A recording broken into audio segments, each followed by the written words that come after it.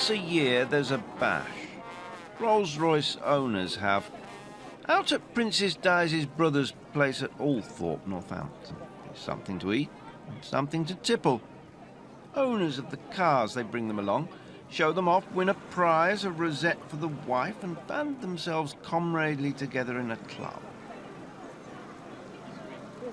There'll be a Lou and a Ray, and an Uncle Joe from over there. There's Nigel and Basil, Hans and Peter, and general factotum of the enthusiasts is Eric Barras, president.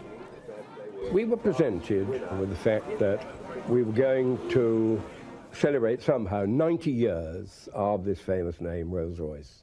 And our chairman, Brian Wiggins, came up with this fantastic idea that we would hold a round Britain rally. We thought we would drive our motor cars right around Great Britain, visiting all those places which were of particular importance to Rolls-Royce, and showing the flag, this remarkable flag, wherever we went, to involve as many members and as many motor cars as we could.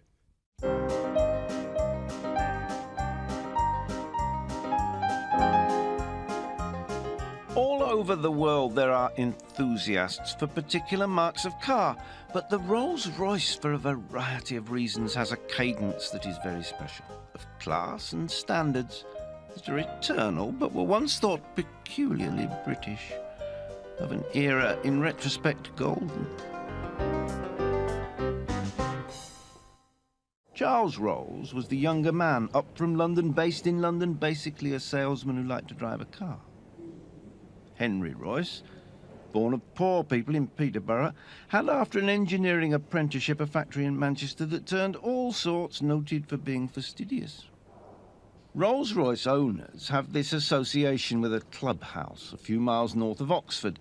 It's a shrine and headquarters. It's stuffed with memorabilia and the records of every engine and chassis, every nut and bolt near enough that Rolls-Royce, Bentley, Rolls-Royce Limited and Rolls-Royce cars have ever built. But the rally started not in Oxford, but the other place. Here at Trinity, Cambridge, Charles Rolls read an engineering degree. Rolls is portrayed as a bit of a playboy. He was inheritor of a minor title with top-drawer connections. In 1906, the Honourable Charles Rolls, who had obtained an engineering degree at Cambridge, he was driving one of the very early Rolls-Royces in these very streets of Cambridge. And it was therefore thought appropriate that the rally should start here in Cambridge. The club's round trip was to be 21 days, but owners came and went. Only 9 completed the full Monty. Some were on for a week, or took part for just a couple of legs.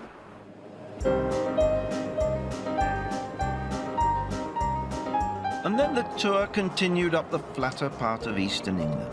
Every day they drove a bit and stopped.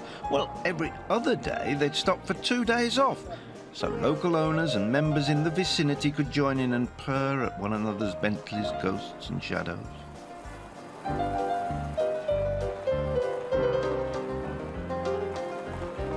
We have a bid of £28,000, starts it rolling. 28,000 is bid, 29,000.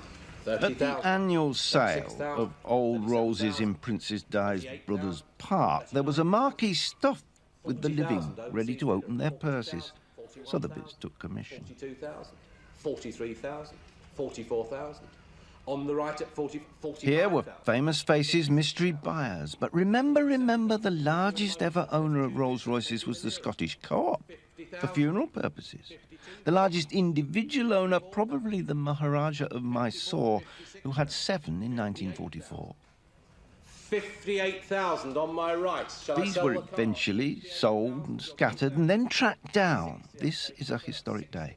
With card 501, a German is putting the Maharaja of Mysore's collection together again. If you're all done, for the last time, 501 at 67,000. Thank you very much indeed. You're very determined there. We just came over in the morning and just only to buy this motor car I was looking for.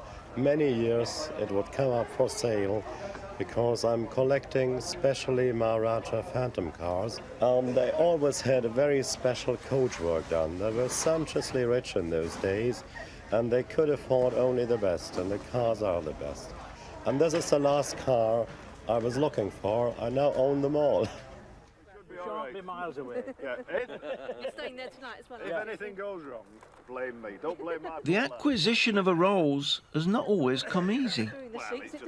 I'd originally hired a Rolls-Royce to go to a hospital ball and felt rather taken by them. So I thought, well, our life will begin at 50. And just before my 40th birthday, I took out 3 10-year life insurance policies to mature just before I was 50, specifically to buy myself a Rolls-Royce.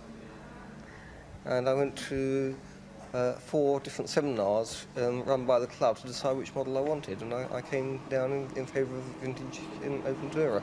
The original body was a Mulliner saloon, and we understand in that form it was used by the Lord Mayor of Manchester as his official car during the Second World War. So it presumably saw active service during the Blitz. Leaving yellow-bellied Lincolnshire, the process crossed the Humber Bridge. Not in any particular flamboyant convoy. These drivers are individualistic as Dick Turpin. They took whatever route they fancied through the East Riding to the shambles at York and in the gentle Yorkshire wolds above York City, where the chairman of the Enthusiast Club had his ranch.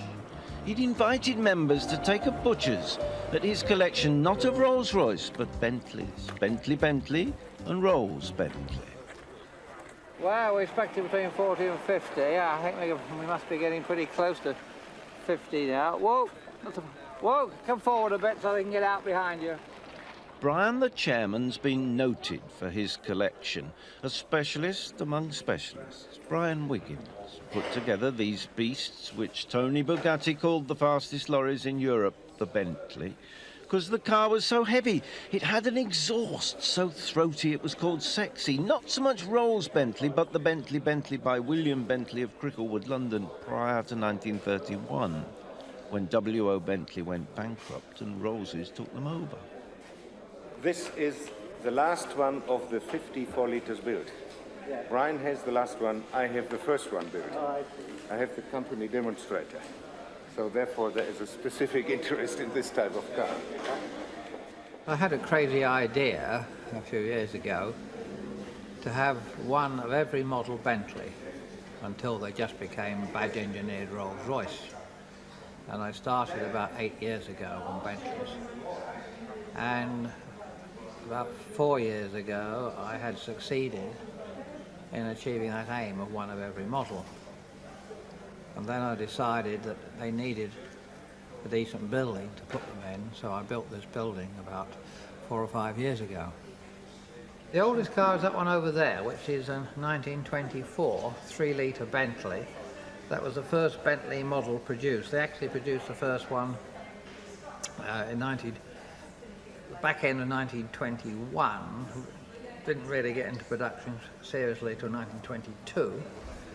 And that is a very original car, that one. Brian, because this is a club, has lent his cars to members on occasion. This is a Rolls Bentley 1953, R-Type XSL. The borrower is an American, a vicar, man of the cloth. It does him good to be out for a spin. A wave and he's off, the vicar in a Bentley with a lovely backside. Where next? It says Seat and burn. Seat and burn, Mrs. Hughes. And don't spare the horses. Why do you think everybody has been turning left when the instructions say turn right? Nigel Hughes is another early enthusiast, accompanied for this tour by the wife. Many are. The vintage beasts are driven on, gently Bentley, regal Rolls. They've never sold like Mercedes, but always been special, up the country, into that county which is England's best-kept secret, Northumberland. The classics cross the humpback bridge, over brackish burns, and past legendary castles. But what's going on here? Familiar territory for a Rolls of any mark. Only the white ribbon's missing.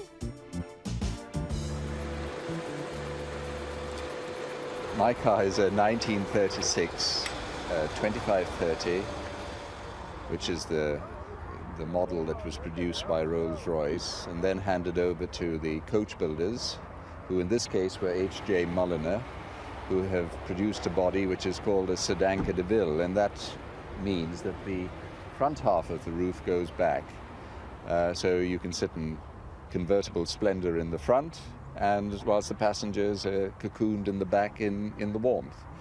So it's quite an adaptable motor car. I've had it for 4 years. I retired from working overseas all my life just 4.5 years ago, and the first thing I did was start looking for a Rolls-Royce so that I could enjoy my retirement. Everything on that car is so well done and so simple that it makes it quite unique, and I think that is what we all really enjoy when we find something that's so well made. The advantage of being a club is solidarity. If something does go wrong with fastidiously crafted machines and needs fine-tuning, there will be a man who can, a fellow fastidiously particular owner in the club. All know what spanner fits where exactly. We seem to have lost spark on the left-hand mag. The car's got 2 magnetos, and one's not working now, so it's running only on 1 magneto. That's always the pleasure of going on rallies with people who are interested. One can't carry every tool, so we hope that whatever I don't have, somebody else has got, or whatever knowledge I don't have, somebody else might have, and we'll try and find out from the technical facts some of the answers and try and get the magneto running for tomorrow. Henry Royce never used an adjustable spanner. Anathema. Wouldn't tolerate a spanner unless Henry designed it exactly to fit the knot. Whenever the tour halted, there was a member with the knowledge. Engineering and class, you bet. Ambrose's orchestra knew their man had arrived with his Bentley. This one, 6.5-litre engine with Vanden Plas body. This classic log to Jack Buchanan classic star of silver screen said something on Sunset Boulevard, 8-litre engine. That's class. It came back to Britain, was owned by a Dutchman who lives in London, restored in the late 80s by the late Jeff Huckle, well-known restorer, and we only acquired it recently. It's been a car I wanted to have for a long time, but the man didn't want to sell it really. And in the end, I persuaded him to part with it. A little Scotch mist wet the glass of next day's morn. How traditional. Well, that's the part of the fun of it. We like the open top, and we never put the top up unless it's absolutely essential. We hope we don't have to put it up at all the whole 3-week tour. I think they're the finest car in the world. Also, Pauline's late father used to own a fleet of 23 of them. Mind you, not for pleasure, they were for workhorses, but this one is purely for pleasure. A Phantom 2, 1929. Oh, she'll cruise all day around about the 60 to 70 miles an hour. It's not the easiest of cars to handle, especially in high winds. It does tend to blow you about a bit, but well, you just battle against that and keep going.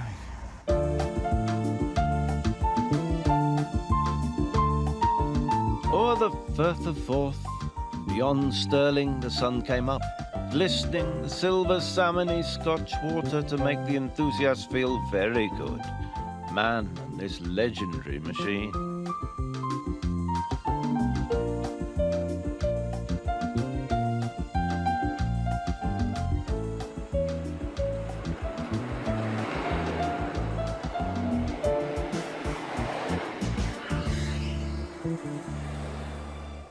The peregrination progressed to arrive in Perthshire as honoured guests of the Scottish branch of the club at the Doon Motor Museum. They had a little lecture, the rich and not so rich, from Mr. Wardlaw, a fellow member. It's all very period, Agatha Christie period. There'll be scones for tea. And his widow subsequently advertised it in the autocar. We are fortunate here to have the sole surviving three-cylinder car, sole survivor of 6, which Royce built in Cook Street, Manchester. As a member of the Rolls-Royce Enthusiast Club, I consider myself to be privileged in being associated with this car. I was a very close friend of its owner, Adam McGregor Dick, and before he died he made a deed of gift to the Royal Scottish Automobile Club in order that the car would remain in Scotland. Pretty quiet running, isn't she? What do I think of it? It's surprisingly small. The view over the bonnet is unbelievable. You can definitely see where the front wheels are going, can't you? And the windscreen's very low, so obviously it gives no protection at all in the weather, which is a good reason for not needing windscreen wipers. Nigel Hughes, a wit whatever the weather. And wherever they park, their hobby is going to be admired. It's a 1907 Silver Ghost, chassis number 577, the 4th oldest Silver Ghost in the world. And the chassis and engine are original. It's the second body, the wagonette body. The original body was a Barker, but the previous owner didn't like the body, so he changed it with a Renault, because the Renault didn't have the power, but he liked this body. So he threw the Barker body away and put this Worsley body on.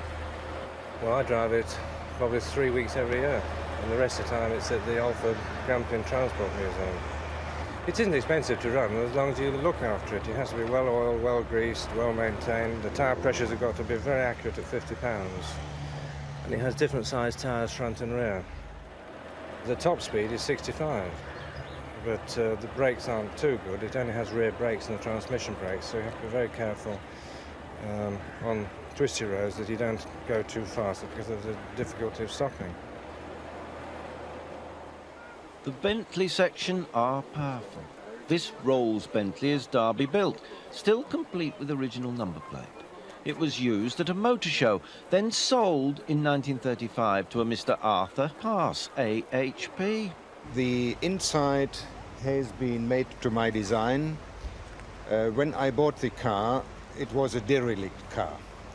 And it didn't matter because I wanted to build up a car to my very own taste, design, technical standards, and also the interior has been made here in England according to a door design which is called the Rising Sun, and has been well made by a very good craftsman. It's 3.5-litre drop-head coupe, bodied by James Young of Bromley in Kent and owned today by an engineer Hans Benz Brandt, who'll think in metric. I'm a German of the German section, and I have a secondary residence in England in order to run that car with the old number plate, because if I would run the car in Germany, I would lose the number plate. So this is how far you can go with enthusiasm. There we are, pedals down. As every coachwork is individual on a Rolls, customised before the word was invented. So the route each owner took on the tour was theirs. Some took the high road, others the low. What was in common was the enormous affection for the traditions of this most individually crafted of cars. And to polish that, all had have a chamois in the back. We had trouble with the wipers. When we went to Italy, we had to take the windscreen off because she was too high to go on the Italian railway. And when we put the windscreen back on again, unfortunately, with one of the screws, it went through the wire. So we had a small fire in the fuse box 3 days ago, but not to worry, everything's okay. They were all sorts, the members. Not by any means all born with silver spoon in the mouth. Some were not rich at all. We love it, enjoy it every minute. We make the whole tour. Silver Spirit, 88. I had it new. It was imported in 89 to Switzerland. I was in England 49 to 51 for 3 years. And people I stayed with, they had Rolls-Royces and Bentleys, and so I got very fond of them from there. But I had to get as old as I am now before I could buy one. The well-tailored Swiss were represented. The well-heeled Michael Caine, not on this rally.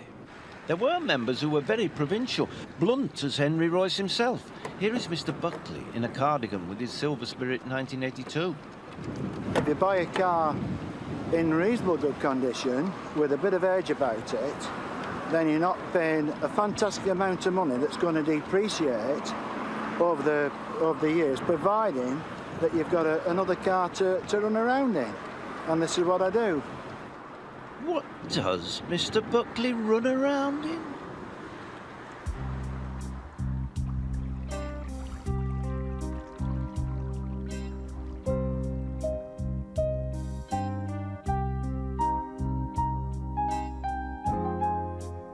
The Rollses purred through Kirkstone Bass. Some a little throatily, but no running around.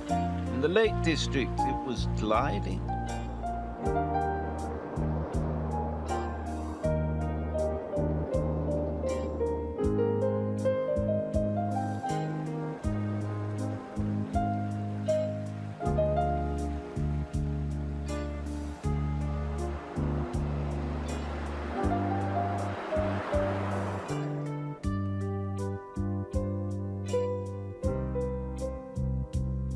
Some of them have been here before. The cars, driven on training rallies, tested for the continental Alps in our lakes. It was one of the most wonderful experiences of my life that I found out then the potential of this car. It was found in 1962 in a barn as a hearse. And it went to Restore of Derby, who unfortunately are no longer now, but they did a number of these cars, the early Phantoms, in very similar models. This youth, here adjusting the roof of the old convertible, wearing a Hovis boy hat, is Greg. The lad's a junior member of the club. Rolls-Royce enthusiasts overseas, over here on his holidays with his Uncle Joe, who owns the convertible. The family are from Atlanta. In making the decision to do the rally around Britain, the car had to come over. It came over in a 20-foot container aboard ship, landed at Thamesport in the London area, and carried to a warehouse where I picked it up, learned how to drive in downtown London for the first time in my life on the left-hand side of the road, and drove to Northampton, and that's the story of getting it to England. His Phantom was built in England, though Rolls-Royce did for a time in the 1920s manufacture cars in the United States at Springfield, Massachusetts. But Uncle Joe's Phantom is Derby built, Derby, England. One of the things that stimulated the interest on this particular car was some of the more unusual features that the original owner required. One of them was a bar with 5 beautiful crystal decanters. There were other devices and instruments in the rear compartment of the car. A speedometer for a Milord, a altimeter. The original owner's selection of a car and my selection of a car ran in parallel, because we like the same things, apparently. The motor cars, there'd be 50 travelling every day in different combinations, snaked together on a rare occasion nose to tail through Lancashire's Trough of Bowland, coming down by Barnoldswick, where Rolls in the 1940s took over Rover's jet factory. Soon these witch-infested hills reverberated to the roar of testing Royce's aeroplane engines.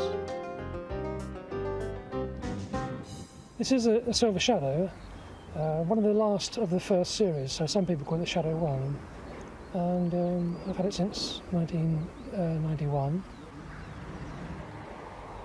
When I first bought the car, I thought it's rather big, because I mean, compared with a normal car, it is big. And I thought, well, this is going to be very difficult to drive, particularly on country lanes.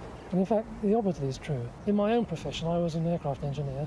It goes without saying that Rolls-Royce were the best there, and I've worked on Rolls-Royce engines all my life. And I flew aeroplanes ultimately, and I flew on 747s with Rolls-Royce engines. So for me, it was just a natural thing to go for the Rolls-Royce, the finest car in the world.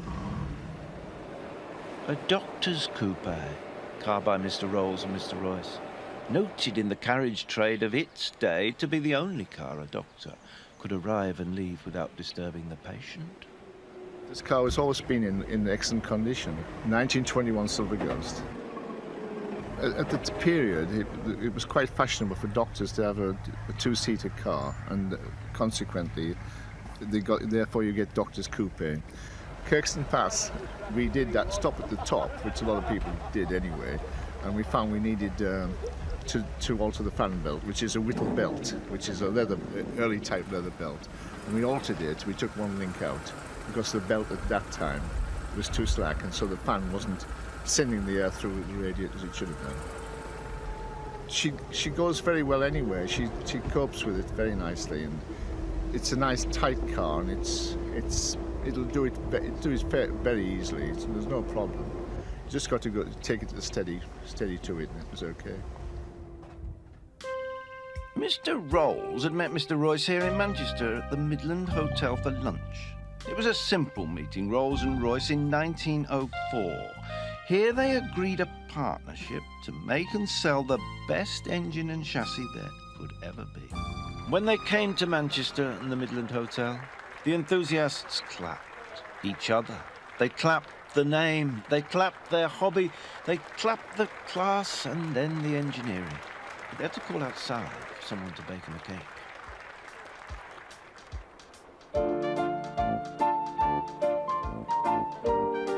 The enthusiasts did a lap of honour in the city for Mancunians. They rolled out here in formation, led ceremonially by AX201. Built, chassis and engine, in Royce's premises at Cook Street, Manchester, on the south side of the city near today's Moss Side. Rolls, of course, never spent time in Manchester. The Honourable Charles was in London, busy showing off the work to his class chums. It was important.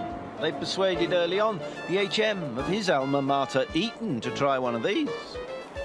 In Bray Cottage, Henry Royce lived well enough, not in Manchester, but on a knob hill of Cheshire.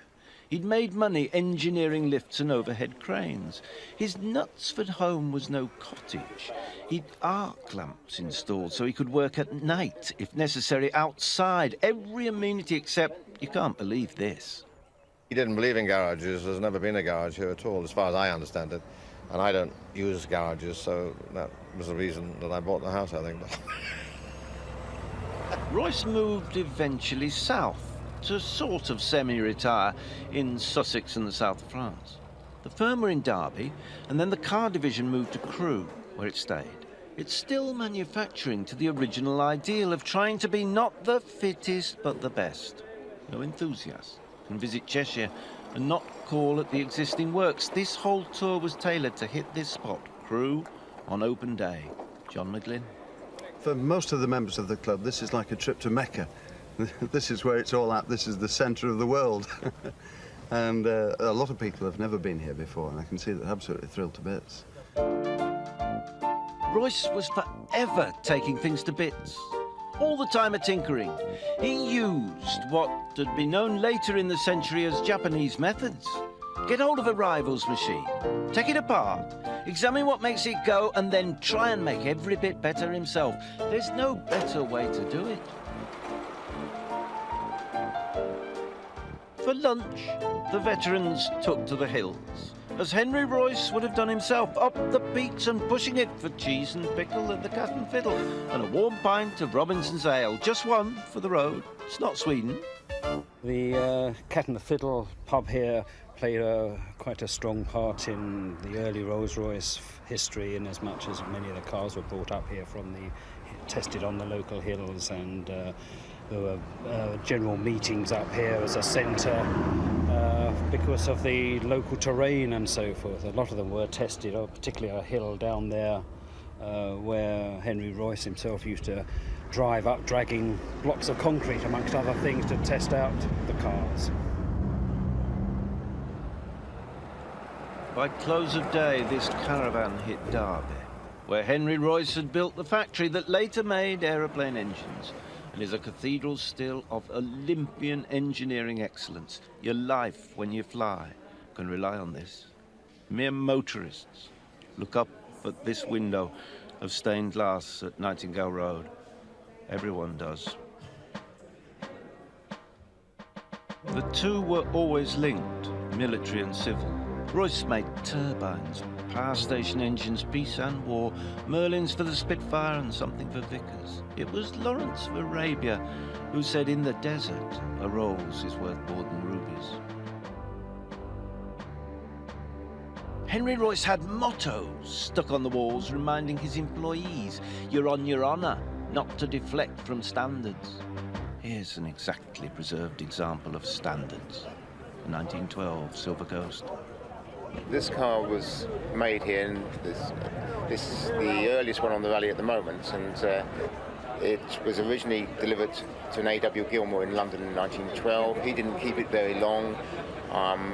It was bought by the Earl of Mount Edgecombe in Plymouth in about 1914-15, and he actually owned the car up until 1946 when he died, and then it was bought by George Huddleston from South Africa in the 50s, about 54, and taken to South Africa, and I bought it off him 4 or 5 years ago. And so I'm only the fourth owner.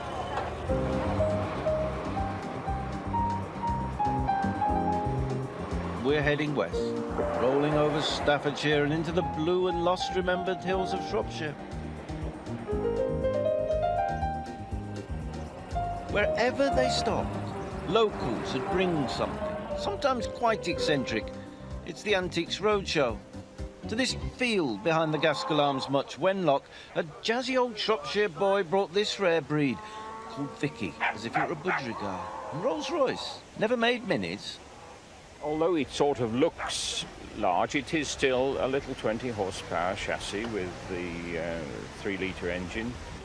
Very few shooting brake bodies, I would suspect, were specified, and this body isn't new, isn't original rather.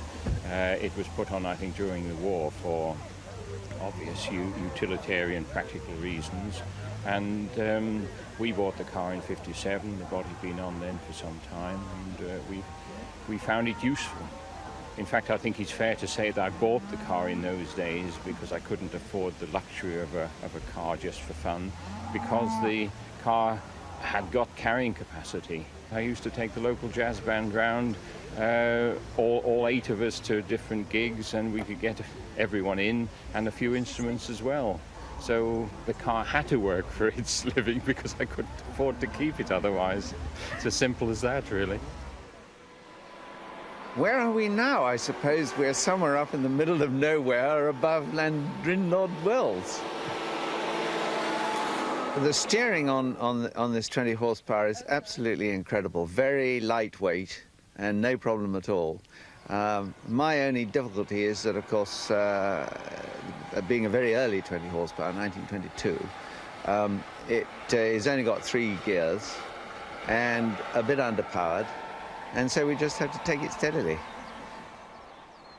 A wooden bridge, a babbling brook, a dry day in Wales, and Nigel's immaculate ghost. I'd call it a duck-egg blue. The rally gives us a great opportunity to drive our cars through beautiful scenery, to get together with other enthusiasts, compare notes with them, see how well their cars go by comparison with ours. Sometimes we exchange cars with one another, drive one another's cars to see how that works out. And I had a lovely opportunity the other day. We were driving down from Scotland over the moors, and there were about 5 cars, I think, and all from the rally, nobody else.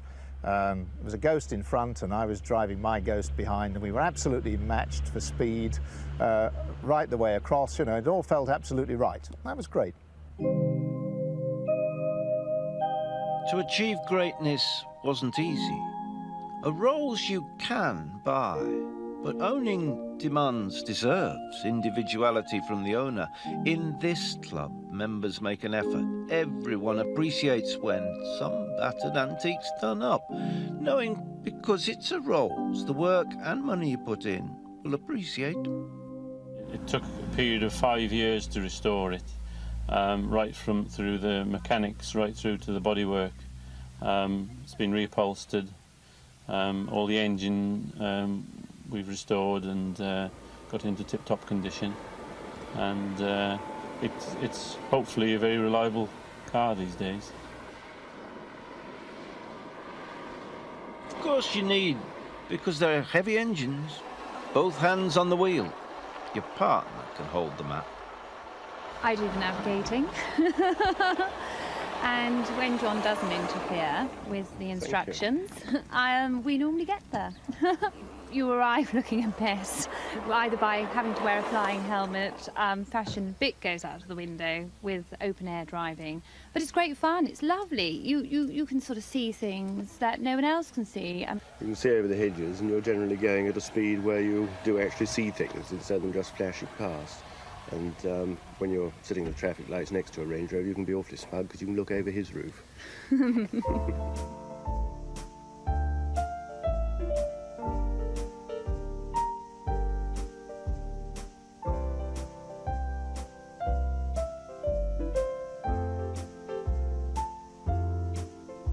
The classic Rolls was of that period, the first motoring, of course. So was Henry Ford. But coincidentally with Rolls-Royce was a golden age looking back of sterling worth and sovereign value, when pints here were in imperial measures and the world was bound in feet and inches. Every seam straight, every bat to the ball, every wit dry, every nut in line.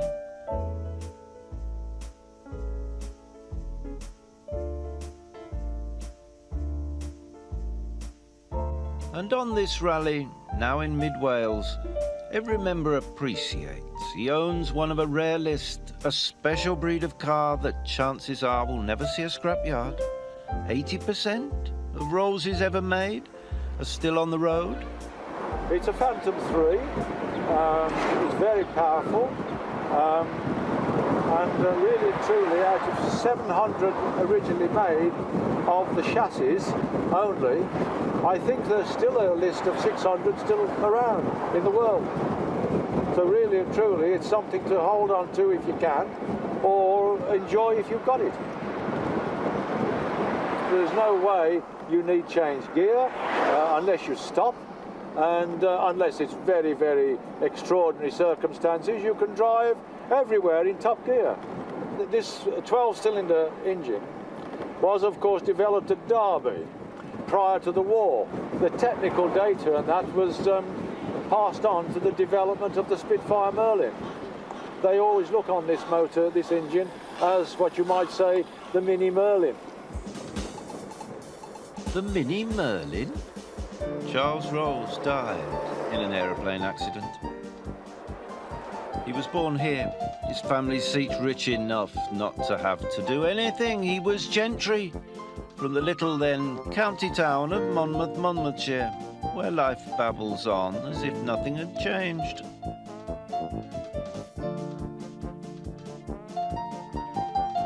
Lovely weather, and the sun shone on the first Severn Bridge. We're 3/4 round and Bristol bound for the West Country.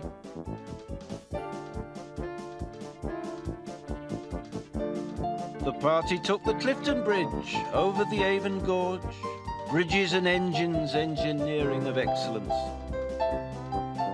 And in our era, Rolls-Royce brought over Bristol Sidley and made in Bristol the Olympus that powers Concorde.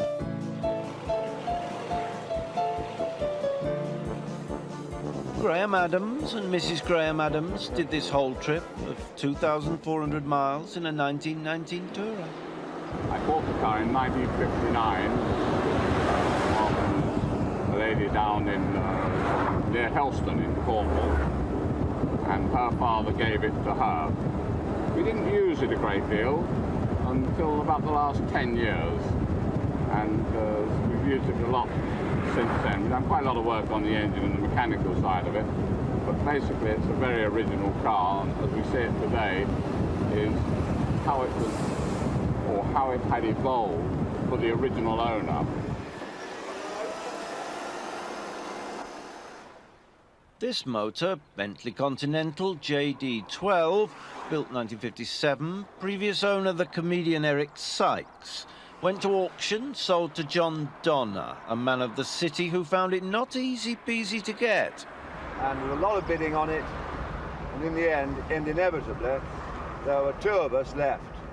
One, the best-known dealer in Continental Bentleys, and Donner. And we fought it out. And when I'd gone past what I'd marked it, significantly past, I thought, well, I'm going to have one more go. And it was the happiest moment of my life when I saw the competition. It was a very dear person, shake his head. No, he said, I'm going no further. And down it went, and back to Somerset it went. Somerset is where John Donner lives, promiscuously, for John has another car of the mark. This lovely lady he inherited. Well, the story of this car is a piece of Rolls-Royce history. It belonged to my grandfather, and we still have the correspondence between him and Mr. Barker, who designed the coachwork. And under the paragraph accommodation in his letter, it said, chauffeur +1, guns in rear, brackets, occasional use of the grandchildren. And it actually went out of the family for 1 year on the death of my grandmother. And then I found it in 1959 after 1 year out of the family, and I paid £150 for it. And I was told by all those who knew that I'd paid far too much because it was only worth £100. You may wonder what the devil the Spirit of Ecstasy is doing on the front. And I heard people many times come up to my grandfather and say, what on earth are you doing with that mascot on the front, Frank? That's a Bentley, it isn't a Rolls-Royce. He would reply, I'm buggered if I'm going to be seen driving around in the product of a bankrupt motor manufacturer. This is a Rolls-Royce. And so he had a silver 20 horsepower mascot of the Spirit made for him, and it's flown it ever since. On Saunton Sands in Devon, the order of the day for the club is spit and polish. Against the sea air, you have to. The owner of this landaulette is Ken. It's a 1926, 20 horsepower Barker landaulette, and it was first owned by Mrs. Stafford, who owned the Hyde Park Hotel in Knightsbridge in London. She was the first owner in 1926. The car was actually manufactured in 1925. Ken drives his landaulette off early to get a bit of a head start. Well, now that we know which way we're going down the motorway, we're going through Barnstable, Tiverton, up towards Taunton, then across to Hindon and Wilton, round Salisbury, and then down towards Southampton, where we will terminate the day's activities, hopefully.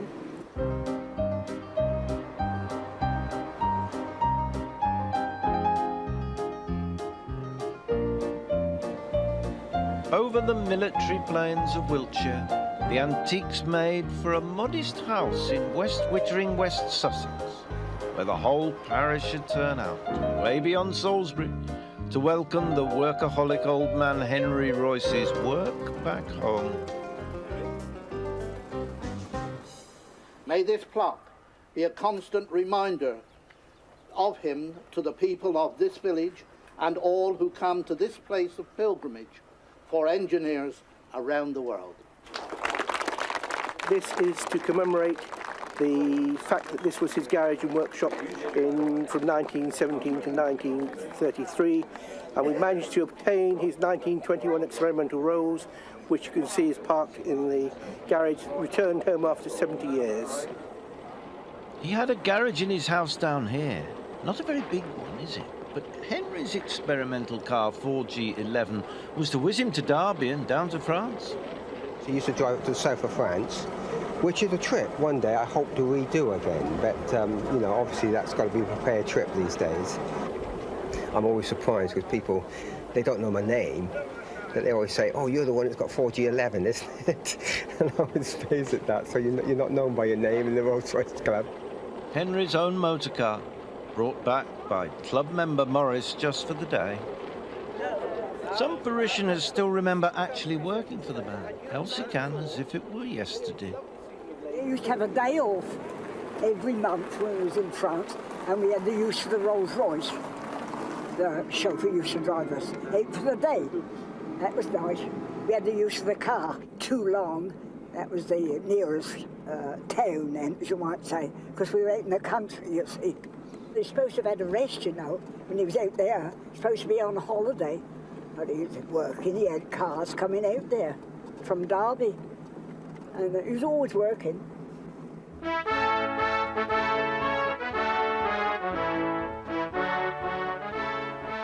It was fitting that Turnaround Britain got to proud Pompey, on the hard at Portsmouth, parking in front of HMS Victory, Nelson's battleship and the Mary Rose.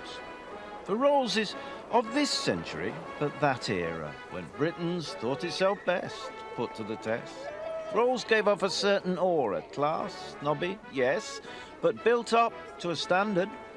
Oh, fantastic. They are something great that Britain still manages to produce, which nobody else can quite make. It's one of those things that you have an ambition to ride in a Rolls-Royce all your life, but it's not until you snuff it you get the chance, and the honour takes you away. The cars are very long-lived, and they do attract people. They're attractive artifacts in their own right. So we give a little bit back when we park our cars somewhere.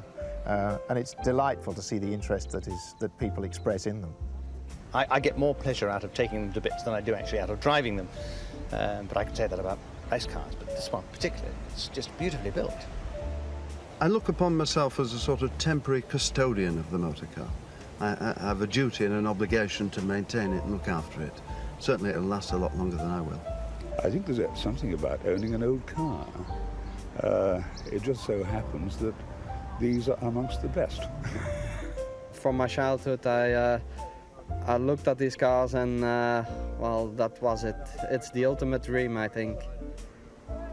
So now, I suppose it's immortal, the symbol. This statue on the bonnet of the spirit of ecstasy stands for something that'll live forevermore, for snob reasons in the engineering, for the history, and on the long view now, for hard-nosed, value for money reasons.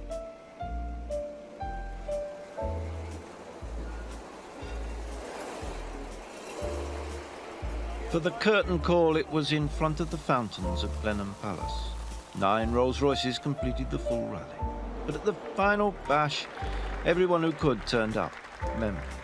They gave a toast to honour the car, and to honour their honouring of more than just a car, a spirit that's for all peoples to admire, that strove not to be flash or biggest or fastest, but simply, with all the try and again, to make it the best.